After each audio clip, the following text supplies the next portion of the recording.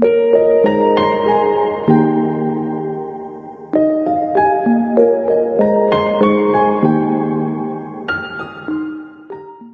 assalamualaikum teman-teman. Kayaknya gue lama banget udah gak ngobrol sama Coki di video ya. Kita sering ketemu padahal. Sering ketemu. Sering bikin konten. Ini Tapi kita baru selesai bikin konten di Noise Podcast. Nih. Jadi lo dengerin aja. Ada 4 yang udah tayang. Iya. Selebihnya ada 2 keren-keren banget. Iya. Dan kita kayaknya lebih menemukan jati diri di sini. Lebih bisa ngomong. Karena podcast lebih aman kayaknya ya. Secara pendengar ya. Iya, betul. Dan paling enggak orang butuh effort buat dengerin kita di Noise karena butuh download dulu. Betul. Biasanya banyak yang akhirnya ya udahlah. Tapi paling enggak kita banyak sih di Pemuda Tersesat juga masih syuting. Iya. Tapi kayaknya ngobrol gini udah lama gua sama Coki gak ngobrol. Akhirnya kita nyempetin buat ngobrol. Betul. Gua sih pengen menggugat balik. Biasanya di awal-awal corona dulu, saya yang sering digugat. Ya. Kenapa agamawan tidak pro kepada prokes, masjid masih buka, dan lain sebagainya. Sekarang alhamdulillah sudah oke secara umum. Tentu oknum-oknumnya masih ada ya. Itu mah apapun zamannya selalu ada ya. Iya, tapi secara paling nggak misalnya secara administratif, semua lembaga NU, Muhammadiyah, MUI sudah keluarin fatwa untuk beribadah di rumah, termasuk sholat Jumat untuk yang berada di zona merah atau sedang sakit atau punya perasaan khawatir kalau ke sholat Jumat akan bahaya, karena sholat Jumat itu hujan badai aja boleh gak sholat Jumat, apalagi hujan virus seperti saat ini. Kemudian mereka juga turun ke bawah tuh, gerakan-gerakan dari ormas Islam untuk bantuin. Bahkan kalau ketimbang ormas, bukan ormas sih, ketimbang partai politik kayaknya jauh sih. Lebih berperan ormas Islam tanggung jawabnya. Sekarang politik, partai itu padahal punya kekuatan sampai tingkat minimal kabupaten atau bahkan kecamatan.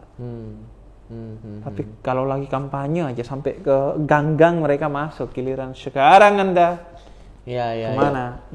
Padahal tuh orang-orang yang harus diselamatkan kan, kalau mau dilihat dari sisi investasi suara kan, itu investasi suara mereka juga. Paling enak orang kan 2000 di selanjutnya lah ya, di pemilihan selanjutnya. Iya, orang akan sangat mengingat seseorang yang membantunya dia ketika dia lagi down banget kan pasti. Iya. Ini kan sekarang kita semua lagi down banget. Kalau ada partai yang mendekati pasti mereka akan mengingat. Betul. Tapi nggak tahu di bilik suara. Kadang orang suka lupa ketika masuk bilik suara. Ya kita nggak ngerti sih, daerah sana kita nggak paham sih ya. Nah, tapi sekarang kalau secara agamawan sudah oke. Sebaliknya sekarang. Ada apa nih? Ada saintis yang tersesat. Oke. Ada seorang dokter yang saat video ini di syuting, beliau lagi ditangkap ya? Lagi ditangkap dan kemudian ngomong ya sangat saintis omongannya lah. Sangat saintis, sangat logis, sangat rasional, tidak emosional. Tidak ada propagandanya dan lain sebagainya. Masalahnya sekarang kayaknya berbalik. Ada banyak, enggak banyak sih. Ada beberapa oknum dari orang-orang sains, baik itu dokter ataupun yang lainnya, yang punya panggung di YouTube atau bahkan sampai ke TV. Itu yang ngomongnya itu udah tidak saintifik. Bertentangan dengan sains, bahkan lebih wadididaw dari oknum-oknum agamawan. Kalau agamawan oknumnya ya masuk akal lah masih, karena dia gak ngerti ya soal medis. Tapi ini mereka orang yang ngerti medis tapi justru memutarbalikkan fakta. Nah, menurut lo problemnya di mana, Jo? Kayaknya problemnya adalah bahwa situasi sekarang ini,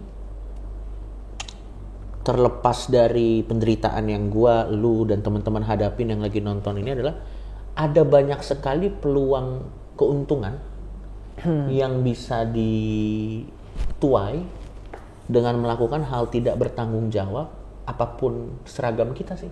Oke. Mau kita itu mengatasnamakan agama tertentu, mau kita mengatasnamakan ilmu pengetahuan, mengatasnamakan profesi tertentu, mengatasnamakan keselamatan, kemaslahatan umat bahkan. Karena memang sekarang situasinya tuh memang ada jendela-jendela keuntungan yang tentu bisa diperdebatkan dan mungkin secara moral salah ya, tapi bisa diambil gitu. Bisa diambil. Atau tapi ini sebenarnya bukan lagi masalah moral sih. Kalau moral mungkin masih bisa subjektif ya. Ini masalah ilmu pengetahuan yang objektif. Dia itu betul-betul mengkhianati nilai-nilai ilmu pengetahuan gitu. Nah, kalau dan udah maksudnya udah dikritisi, udah dijelaskan, tetap aja gitu. Kayaknya sih memang karena kalau dari gini nih, kalau gue sih untuk ngejawabnya mungkin lebih ke arah, kalau dari metode penelitian ilmiah itu sendiri sebenarnya yang beliau sampaikan juga tidak memenuhi tolak ukur metode penelitian ilmiah yang diakui asosiasi yang sebenarnya itu. Beliau punya teori unik sendiri terhadap apa yang dia percayai. Nah, sehingga akhirnya karena dia tidak bisa memenuhi metode penelitian ilmiah tersebut, akhirnya dia pakai panggung dia sebagai sosmed, yang akhirnya dia mengatasnamakan gelar beliau aja, yang dia adalah dokter gitu. Yang ternyata sebenarnya kalau kita cek ke belakang, ternyata dia udah lama nggak punya apa istilahnya, izin praktek lah. Izin praktek. Jadi sepertinya memang, dan akhirnya ini yang jadi masalah adalah karena sekarang nih situasi sulit, jadi orang tuh apalagi dia pakai embel-embel dokternya ya, jadi kayaknya saintifik, kayaknya gimana, jadi orang tuh lebih kayak, oh kayaknya ini bener nih gitu. Apalagi sekarang tuh, orang lagi frustasi. Wah itu dia, Bib. Jadi segala suatu informasi yang bisa menenangkan dia, bisa mendukung nafsu dia. Betul. Positioning dia, ya udah dimakan, apalagi ada embel-embel dokter tadi. Sama kayak misalnya kita kalau lagi punya duit, ada SMS, selamat Anda menang 100 juta. Kita ketawa-tawa lah. Nggak mungkin lah ini. Tapi kalau kita lagi bokeh, ada SMS, mungkin kayaknya. Sama kayak orang jatuh di jurang, jadi walaupun rumput, dia pegang. Betul. Padahal dia tahu rumput tidak punya kekuatan untuk menahan tubuh Anda. Tapi betul. Mau gimana lagi gitu. Tapi sebenarnya ketika seseorang itu di tengah ketidakpastian, sebenarnya daripada dia pegang rumput atau percaya kepada SMS yang nggak jelas, seharusnya dia mengingat kepada satu zat, yaitu Tuhan. Jadi saya kira vaksin tadi. Enggak. Vaksin terbukti tidak ada yang 100% menyelamatkan. Dia hanya meminimalisir. Tapi setidaknya terbukti dulu. Iya. Kalau Tuhan, jadi inilah serunya diskusi ini. Iya. Bisa selevel itu loh, dia sama diskusi sama seorang. Oke, lanjut. Jadi sebenarnya fungsi agama itu disinilah sebenarnya salah satu fungsi penting agama dalam sains, yaitu memberi koridor moralitas. Agar ilmu pengetahuannya tidak dijadikan alat untuk menyesatkan orang. Nah itu kan moral wilayahnya. Lo menemukan senjata nuklir, lo menemukan tenaga nuklir. Tenaga nuklir itu bebas nilai. Dan sains nggak bisa mengarahkan. Dia mau dibuat untuk senjata yang negatif atau untuk kekuatan listrik yang positif. Nah di sanalah fungsi agama sebenarnya. Dia mengarahkan agar jangan dipakai senjata karena senjata itu negatif, akan membahayakan orang dan lain sebagainya. Maka gunakanlah untuk listrik, untuk membangun kesejahteraan orang. Nah itu kalau gua itu. Terus yang kedua Jok, yang kaitannya dengan yang bisa gua komentari. Pertama, di sanalah mengapa agama itu salah satu yang dilawan bukan hanya kebodohan jahiliyah, tapi nafsu. Nah orang-orang sesaintis apapun, ketika dia tidak bisa mengontrol nafsunya, maka dia bisa justru menggunakan kompetensi saintifiknya untuk memanjakan nafsu dia. Entah itu nafsu ekonomi untuk mendapatkan keuntungan ekonomi, entah itu nafsu narsistik untuk bisa dapat viewers di YouTube yang banyak. Betul. dan lain sebagainya. Kemudian karena itu perang melawan hawa nafsu itu disebut jihadul akbar. Jihad yang paling besar oleh Nabi Muhammad. Nah itu yang gua komentari. Kemudian yang ketiga nih, ini sebenarnya kritik dari madhab Frankfurt dalam filsafat yang berkembang di Jerman. Jadi lu hati-hati kepada yang namanya akal atau rasio instrumental. Jadi rasio yang digunakan untuk ngakali, kira-kira begitu. Paham. Jadi menggunakan akal untuk justru menipu akal sehat. Jadi seolah-olah dengan pendekatan-pendekatan yang rasional, padahal itu ngangkangin akal gitu. Padahal itu ngakalin, padahal itu menipu akal sehat. Jadi itu fenomena yang menurut gue bisa gue pelajari sebagai seorang yang punya perspektif keagamaan, dalam hal ini keislaman, melihat fenomena itu. Jadi problemnya menurut gue di sana gitu. Jadi ya Anda gak bisa gagah-gagahan juga sebagai saintis. Tapi kalau buat gue secara pribadi ya, pada saat kalau misalnya kita ambil kasus contoh, gue nggak tahu sih kapan video ini diupload ya. Tapi setidaknya saat kita lagi syuting ini, kasus mengenai si dokter tersebut nih lagi viral gitu. Oke. Jadi kalau misalnya kita ambil contoh kasus si dokter tersebut secara spesifik, memang dia itu secara yang kayak gue udah bilang tadi, secara metode penelitian ilmiah pun yang dia pakai itu tuh masih diperdebatkan gitu. Dan juga memang sains juga secara gamblang dari awal memang kita tidak pernah mengklaim, bukan kita sih, gue bukan bagian dari society science sih, tapi sains memang dari awal tidak pernah mengklaim bisa menjawab semuanya. Makanya sains itu terbuka terhadap penyempurnaan gitu. Misalnya tahun ini rumusnya ini masih dipakai, tapi ternyata setelah dilakukan istilahnya penelitian ilmiah lebih lanjut, ternyata udah nggak kepake men, ternyata disempurnakan, ini tidak terlalu akurat. Jadi kita selalu terbuka terhadap update gitu. Metodologi. Nah terus kalau misalnya mengomentari mengenai masalah nafsu dan yang lain-lain, itu betul, gue sepakat bahwa memang hukum alam ya hukum alam. Misalnya hukum let's say rumus jajaran genjang atau rumus luas lingkaran, tidak ada moral di sana. Itu rumus aja. Rumus aja, mau dipakai untuk kemana itu wilayah lain. Itu rumus aja gitu. Tapi ya sebenarnya di saat yang bersamaan, sebenarnya pada saat apakah kita akan menggunakan itu untuk hal yang buruk atau hal yang negatif sih sebenarnya buat beberapa orang, terutama dari komunitas yang lebih menggunakan sains daripada religion, ya itu ada yang namanya kayak PPKN, kayak agama sih menurut gue setara PPKN lah ya, kayak budi pekerti gitu. Setara PPKN?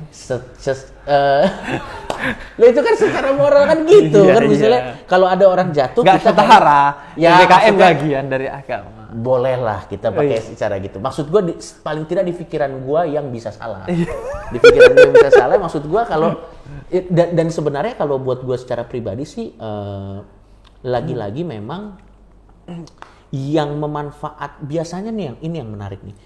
Biasanya yang memanfaatkan ilmu pengetahuannya untuk hal-hal yang negatif itu biasanya orang di luar dari komunitas saintis itu tersebut. Misalnya contoh, kalau misalnya kita lihat salah satu sebenarnya penemu bom atom itu ada namanya, adalah si Oppenheimer. Dia terakhir dia menyesal karena penemuannya digunakan oleh pemerintahan pada saat itu untuk kepentingan perang gitu. Bahkan ini juga perasaan yang serupa juga diungkapkan banyak peneliti-peneliti lain pada saat penelitian mereka tuh digunakan untuk tujuan yang tidak sesuai dengan keinginan mereka. Karena biasanya sih kalau peneliti itu sendiri ya nggak pernah bisa berpikir sejauh itu sih. Dia cuma berpikir ya rumus lingkaran aja udah. Oke. Mungkin nggak Jok. Lo juga akan menyesal ketika sebagian orang menggunakan dark joke yang lo populerkan untuk kepentingan menghabisi gitu. Misalnya ya kayak menghabisi kemanusiaan. Betul. tentunya sebagai manusia pada umumnya yang juga punya rasa penyesalan sangat manusiawi lah kalau kita pasti menyesal gitu. Tapi kan maksud gue itu adalah resiko dari pada saat pesan yang kita sampaikan tuh sudah begitu terbuktinya, sudah begitu populernya, kita sudah tidak bisa mengontrol lagi apakah ada orang yang menyalahgunakan itu atau tidak. Tapi lu sepakat bahwa dark joke itu tidak boleh digunakan untuk misi-misi anti kemanusiaan. Bahwa ada ketersinggungan, itu ya oke ya. Itu di luar batas kontrol kita. Tapi niat menggunakan dark joke untuk menghina gitu. Harusnya sih tidak ada. Bahkan kalau kita masuk ke filsafat komedi, Bang, ke sisi filsafat dari komedi itu sendiri, sebenarnya komedi itu netral harusnya. Komedi itu ya hanya lucu di atas segalanya. Jadi value-nya hanya lucu. Value-nya hanya lucu, tidak ada intensi di sana. Sama kayak sains. Iya, hanya ya udah bebas nilai. Tujuan kita tuh bebas nilai, tujuan kita untuk lucu. Bagaimana nanti orang menginterpretasikan kelucuan tersebut itu adalah baru terjadi pada saat dia masukin value-value-nya. Baru nanti akhirnya kayaknya ini menyerang deh. Oke. Iya. Tapi sebenarnya gue sepakat. Tapi itu tidak diniatkan oleh tidak subjek diniatkan dari komediannya. Dari komediannya sendiri, bahwa sebenarnya dari filosofi komedi sendiri ya lu harusnya sih lucu aja. Tapi bagaimana nanti akhirnya orang menggunakan teknik komedi tersebut untuk menyerang sebuah orang, itu kan yang tahu cuman hati manusia, yang tahu cuman dirinya sendiri aja. Betul. Dan alam semesta. Nah, sama seperti agama yang gue yakin dibangun oleh value-value yang budi pekerti yang luar biasa mulia, tapi kadang kan memang ada juga oknum-oknum tertentu yang menyalahgunakan. Dibangun dengan budi pekerti yang mulia. Ya. Dengan kenapa tujuan Anda tidak tertarik tapi? Karena PPKN kan nggak bisa. Maksud gua budi pekerti seperti itu menurut gua, ini kan opini saya kan tidak lebih benar daripada opini yang nonton gitu. Maksud gua hal tersebut kan juga bisa didapat dari hal yang lain gitu. Dan maksud gua tidak pernah mempermasalahkan agama dalam konteks dia ingin melawan hawa nafsu. Maksud gua kayak kalau memang agama itu mencerminkan kita supaya untuk mengendalikan hawa nafsu seperti yang lo bilang tadi, memperkecil kemungkinan orang bisa istilahnya menyalahgunakan ciptaan-ciptaan untuk bisa menjadi hal yang buruk, ya kenapa enggak gitu. Tapi maksud gue ya terlepas dari itu hal penyalahgunaan ini akan selalu terjadi di mana-mana dan siapapun sih. Dan ini gue gini, kayaknya itu memang karena ada kecenderungan dari manusia untuk gimana ya Bip ya? Kecenderungan manusia tuh memang untuk menyalahgunakan sesuatu untuk memanjakan nafsunya sih. Itu masalahnya sih di situ sih. Iya. Mau apapun stance lo ya. Iya. Mau lo di agama, kadang dia juga ada di posisi yang cukup terkemuka dari agama tertentu. Dia juga bisa dimanjakan juga. Dan sebaliknya dari sains juga. Pasti. Gue sering bilang bahwa misalnya dalam konteks gue sebagai pendakwah, mikrofon itu fitnah. Hati-hati lo. Ketika lo udah mulai terkenal, kemudian omongan lo mulai dipercaya oleh orang secara buta, akhirnya lo bisa tergoda untuk ya udah gue ngomong ngawur aja, atau minimal udah gue mau ngomong sesuatu tanpa gue mutolaah dulu, tanpa gue belajar dulu. Betul. Karena itu menurut gue penting ketika lo sebelum ngomong, apalagi ketika lo pendakwah, lo paling nggak ngaji dulu deh, mempersiapkan apa yang ingin lo omongin agar lebih aman.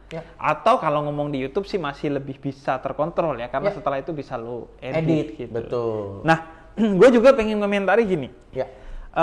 Dalam filsafat itu ada konteks of discovery, ada konteks of justification. Jadi lu gak ada masalah sebenarnya menemukan sesuatu dari sumber manapun. Abdus Salam itu peraih Nobel Fisika, itu seorang Ahmadiyah, itu menemukan penemuan fisikanya itu dari renungannya atas Quran. Jadi lu mau dari mimpi lu mau dari hal-hal yang aneh apapun yang gak masuk akal itu terserah. Yang penting terpenuhi konteks of justifikasinya. Jadi bisa dibenarkan secara ilmiah hasil penemuan itu. Nah karena itu ruang sains menurut gua itu adalah di laboratorium. Bukan di YouTube, bukan di TV, bukan di ruang-ruang publik.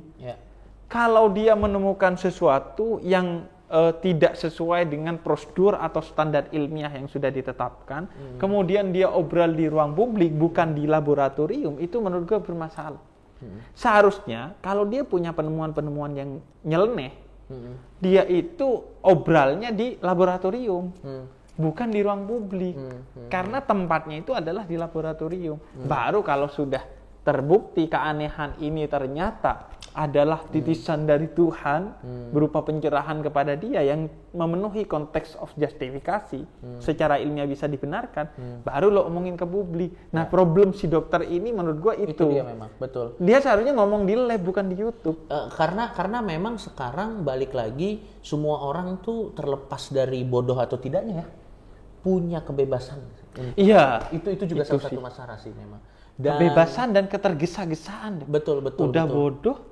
Betul. Kemudian gesa-gesa Padahal lagi. Ya apapun seragam kita ya, mau kita lebih berangkat dari sains, mau kita lebih berangkat dari agama, mau apapun kita berangkat dari manapun, tetap ada metode yang harus kita selesaikan secara bertahap untuk sebenarnya itu bisa keluar di tempat publik sebenarnya. Betul.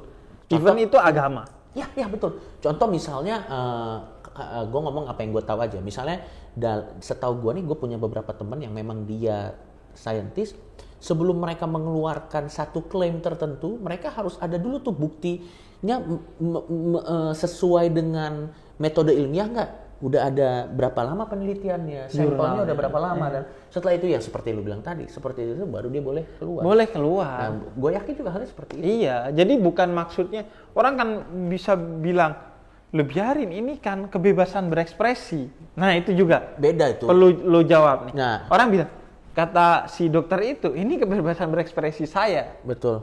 Ya, yang jadi masalah adalah pada saat dia sudah berbicara mengenai hal yang konteksnya itu sudah data akurat, itu bukan kebebasan berekspresi lagi. Hoax maksudnya. Itu maksudnya hoax. Makanya kita harus bisa bedakan. Karena kebebasan berekspresi itu dalam hal opini. Dalam hal opini. Misalnya contoh kita beropini bahwa kalau kita pakai bando bulu ayam bisa lebih cantik daripada yang tidak, itu kebebasan opini.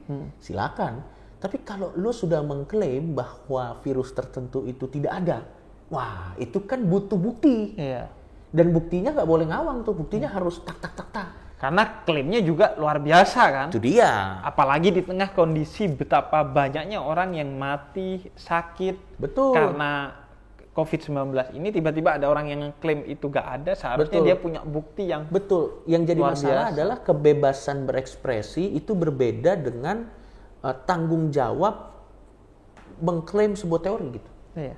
Pada saat lo mengklaim sebuah, misalnya contoh ya, si Einstein bilang hukum kekekalan energi, dia klaim gitu, ini ada hukum kekekalan energi, itu pasti yang ditanya tuh udah nggak bukan kebebasan berekspresi. Nah itu kan udah mengklaim, mana tuh buktinya? Gitu aja sih sebenarnya. Nah apalagi dia masuk di sains yang memang berangkatnya dari bukti empiris, dari kepastian. Wah itu dia sangat bermain-main. Karena itu bukan lagi opini, itu udah teori. Itu sudah teori. Dan dia sudah mengklaim itu sebagai ilmu pengetahuan bahkan. Iya. Dan dia boleh beropini tapi di jurnal, di lab, atau di lembaga seperti Ikatan Dokter Indonesia, betul, biar diuji. Betul, dan memang kalau lagi atau misalnya di sebuah forum di mana memang di situ banyak opini-opini yang harus dibuktikan gitu. Gue punya, menurut gue ini gini-gini deh. Ayo kita buktikan bersama yuk. Ya itu boleh. Iya. Tapi kan bukan ranah publik ya, seperti persis lah, seperti yang lo bilang tadi gitu. Nah, sehingga sekarang ya, tapi kayaknya menurut gue gini, mau orang wadau dari ilmu pengetahuan, mau orang wadau dari agama, itu selalu ada. Selalu ada. Itu selalu ada, apapun zamannya. Nah sekarang nih yang biasanya membedakan adalah kadang di zaman-zaman tertentu mereka lebih didengar daripada zaman-zaman yang lain. Betul. Kadang ya ada tren lah ya, tren zaman. Ini tren trennya zaman. Ini trennya itu gitu. Betul. Kayak dulu ketika tren gereja Katolik Roma, Galileo yang jadi tumbalnya gitu. Dan ada terputar sebaliknya. Dan terbalik lagi. Ya begitu. Begitu aja terus. Makanya sebenarnya masalahnya adalah harusnya sih karena oknum-oknum seperti ini akan selalu ada ya. Kayaknya yang harus lebih memantapkan penilaian sih kita semua sih. Iya. Kalau menurut gua tidak mudah lah. Iya, kuncinya adalah tidak ada superioritas.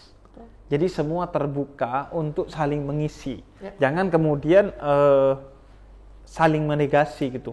Oh, sains negasikan agama, agama negasikan sains. Udah. Betul. Setiap hal berbicara sesuai dengan kapasitas dan bidangnya masing-masing. Betul. Dan maksud gua pun nih ini yang apa sih namanya? Yang menjadi masalah adalah seolah-olah harus berbenturan gitu. Iya. Seolah kayak lo harus pilih satu. Iya. Kalau nggak agama, science gitu. Ya padahal lo bisa pilih dua-duanya. Atau Iya. ya lo nggak harus ada di posisi harus milih. Iya. Nggak harus milih. Harus milih, maksud gua kayak ya, atau bisa jadi pada saat lo di laboratorium lo jadi saintis, begitu pulang ya lo jadi orang beragama, ya bisa juga gitu. Nah, itu yang dulu sempat membingungkan gue.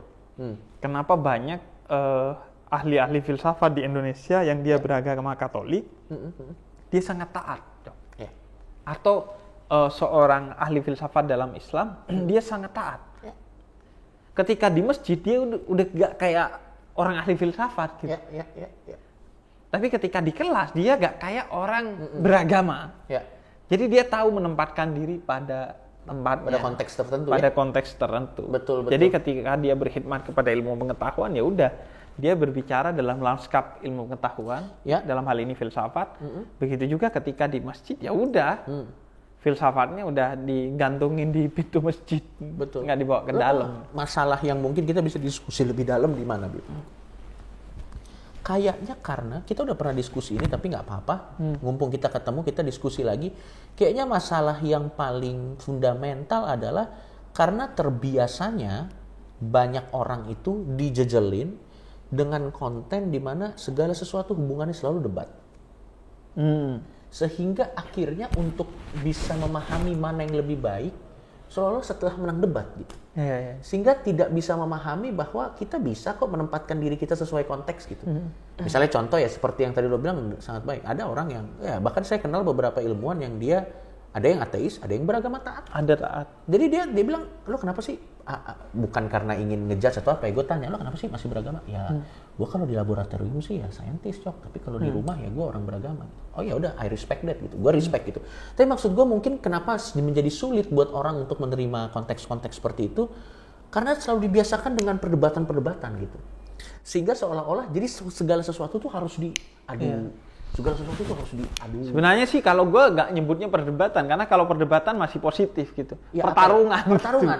Jadi apalagi di medsos tuh kan, yang dicari ya kalah menang, bukan salah benar gitu, atau bukan baik buruk. Gitu. Betul. Karena kan kalau jangankan baik buruk, salah benar pun kan bisa jadi ada di kedua belah pihak. Betul. Hanya beda perspektif atau hanya beda lokalnya aja. Oh ini benar dalam lokal ini tapi salah dalam lokal itu. Gini, jangankan antara sesuatu yang lebih general ya Bip, antara ini yang sangat klasik dan wadaw, antara ilmu pengetahuan dan agama yang selalu dibentur-benturkan gitu. Kadang di antara sains ini juga dia berbenturan. Di agama ini juga agama ini yang bentur gitu. Maksud gue daripada kesini nih, yang ini dulu. Iya. Di masing-masing urus rumah tangganya masing-masing gitu. Karena menurut gua ya problemnya Cok adalah ketika sesuatu itu berideologi. Islam misalnya. Kalau udah jadi Islamisme, jadi ideologi itu jadi wadididau. Karena ketika berideologi dia kemudian menegasikan ideologi lain walaupun sesama muslim. Akhirnya jadi seperti debatnya antara pisang goreng dan pisang rebus. Oh ya, menarik. Dia berdebat lebih pisang mana, padahal keduanya ya sama-sama pisang. Jadi gitu. Dalam skala yang lebih luas antara pisang goreng dan tahu rebus gitu misalnya. Mereka berdebat mana yang lebih makanan gitu. Keduanya sama-sama makanan. Makanya menurut gue ya sekarang kita sudah ini bagaimana menurut lo menanggapi ini? Menurut gue akhirnya kita tanda kutip tersandra oleh kata-kata yang tepat, tolong dikoreksi. Kita tersandra oleh kesalahan masa lalu. Karena dulu oknum-oknum ini selalu membiasakan pertarungan tidak ada juntrungannya. Antara ideologi ini selalu dipertarungin. Sekarang akhirnya kita hidup di zaman yang benar atau salah harus dilihat dari pertarungan itu. Pertarungannya. Jadi kita kayak tanda kutip tersandra gitu loh. Betul. Tersandra oleh kelakuan leluhur, mungkin bukan leluhur ya, orang-orang sebelum kita yang wadididau. Makanya menurut gue ya untuk mempererat persaudaraan, kita tidak perlu lebih banyak video debat. Betul. Tapi video ngobrol bersama gini di tengah perbedaan. Udah kebanyakan Bib sekarang. Karena itu juga sains juga ketika ketemunya sama saintisme, ideologi dalam sains, itu udah wadididau. Nggak usah jauh-jauh, Bib. Bahkan sains kita nih ada yang percaya bumi bulat, percaya bumi datar. Secara sains ya. Iya. Itu pun udah cak. Iya. Ya, itu udah ideologi, udah saintisme istilahnya. Semua yang isme-isme tuh udah. Itu aja berantemnya sampai sekarang, sampai serius berantemnya. Sampai banter, coba lo lihat di YouTube, mereka teriak-teriak, saling ridicule satu sama lain gitu. Padahal maksud gue sekarang yang perlu kita perbanyak tuh, terutama kalau konteksnya adalah harmonisasi antara manusia sesama manusia ya, tentang kepercayaan sama kepercayaan. Lebih video saling debat sih kayaknya udah cukup lah. Udah nggak usah ditambah lagi. Nggak usah, udah banyak kan. Kristen dengan versinya, Islam dengan versinya. Lebih baik video duduk bareng saling memahami, itu kita kurang. Rasio videonya tuh kayak video ngobrol mungkin segini nih. Video Iya. Dan sekarang itu kebenaran diukur dari itu tadi, kayak jumlah massa. Ya. Misalnya kan, kita ya takut mengkritik orang yang salah karena secara followers dia gede banget gitu. Apalagi si kurang ajar nih, si orang ini kalau kita kritik, komentar kita dipin sama dia. Biar diserang sama. Betul. Itu salah satu trik. Diserang sama followersnya. Iya. Tapi kalau komentar kita memang positif, justru dia hapus. Karena merongrong lah ya. Mengurangi fanatisme orang-orang kepada dia akhirnya. Misalnya gue yang paling sebel gitu. Gue tuh semua yang bukan mengkritik, kalau mengkritik nggak ada masalah. Semua yang membenci atau memberikan opini yang menyudutkan gue atas dasar kebencian, itu gue diblokir sama dia. Jadi gue nggak bisa berkomentar di tempat dia. Padahal gue kan pengen berkomentar agar berimbang, itu nggak bisa. Ya. Jadi ya memang dia, iya sih. Jadi kayak dia lempar tapi ditutup di sini gitu ya. Jadi nggak fair. Jadi sebenarnya memang yang kita dewasa ini sih, kita memang harus lebih gimana ya, untuk menghadapi oknum-oknum seperti itu sih memang kita perlu kedewasaan sih memang. Iya. Kedewasaan. Dan menurut gue video-video di channel Jeda Nulis dan banyak video lu terutama ya, lu kan belakangan ini kan gue lihat sering cross genre nih. Iya. Terhadap bahkan yang Islam yang dengan aliran yang berbeda bahkan. Iya. Lu tidak menutup diri, cuman biasanya lu yang di-blok. Iya, banyak orang yang nanya, ngobrol sama non muslim mulu, sesama Islam yang berbeda, tidak kenapa semudah enggak? Itu, bro. Tidak semudah itu. Dan logikanya kalau saya dengan yang non muslim aja mau ngobrol, apalagi yang sekedar berbeda sesama muslim, pasti saya mau. Tapi merekanya yang tidak mau. Logikanya kalau beliau sampai sama yang non muslim, berarti kan yang ini dulu yang ditolak. Iya. Kan karena pasti menurut gue ya, kalau sebelum gua ke tetangga nih, orang kamar depan rumah dulu dong. Pasti. Logikanya begitu sih. Kayak ditutup, dikunci. Ya, udah pindah. Iya. Ya udah deh ke tetangga gitu makanya.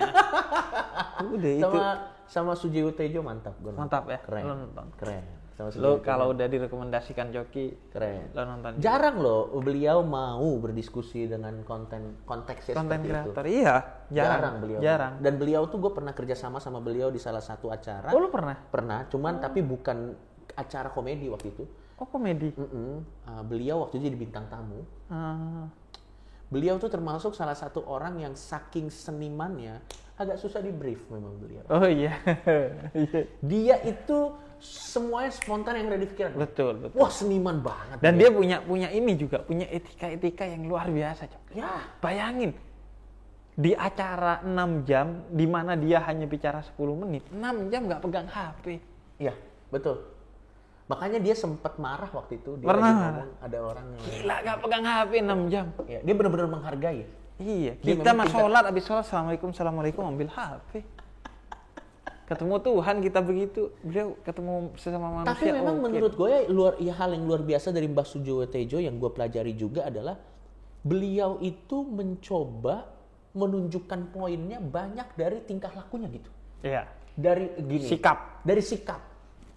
Kadang kalau kita ingin dengar pendapat beliau, agak teka-teki memang. Tapi sebenarnya semua tindakan beliau tuh maknanya tuh dalam sebenarnya kalau kita mau ngerti ya. Cuman kadang orang pusing gitu. Iya. Orang Indonesia. Makanya waktu itu gue nonton, gila keren, gue bisa dapat akses tuh keren. Oke, gue tonton tuh. Keren. Itu akan ada juga di channel beliau sih. Cuman memang konsepnya itu pakai wayang. Gue agak surprise juga sih ngobrol pakai wayang gitu. Tapi ya lo tonton sendiri aja lah di channel beliau lah. Pokoknya sama Sujiwo Tejo nggak mungkin yang biasa-biasa aja, nggak mungkin. Lu dikasih lukisan kan? Iya, gue dikasih lukisan. Gokil. Dikasih sarung juga. Gokil. Oh, saya kira ternyata Muslim doang. Makanya kayaknya teman-teman dan orang-orang dekat gue pada jualan sarung semua. Anda kenapa tidak jual? Iya. Ini celana pendek aja deh. Oke, Jok. Thank you ya. Sama-sama, Bim. Ngobrol-ngobrolnya, Jok. Iya, oke. Oke, lu mau lanjut? Iya, gue mau masih ada kerjaan lagi. Tapi ya kita perbanyak lah. Semoga channel lo makin banyak cross genre dan sesama Muslim sendiri supaya jadi platform lah. Karena kita lebih perlu video-video ngobrol daripada debat. Terlalu banyak sampah di YouTube. Betul. Kita coba bersihin dikit-dikit lah. Oke, Jok. Thank you, Jok. Sama-sama. Ambil aja yang lu pengen ambil dari video ini. Assalamualaikum warahmatullahi wabarakatuh.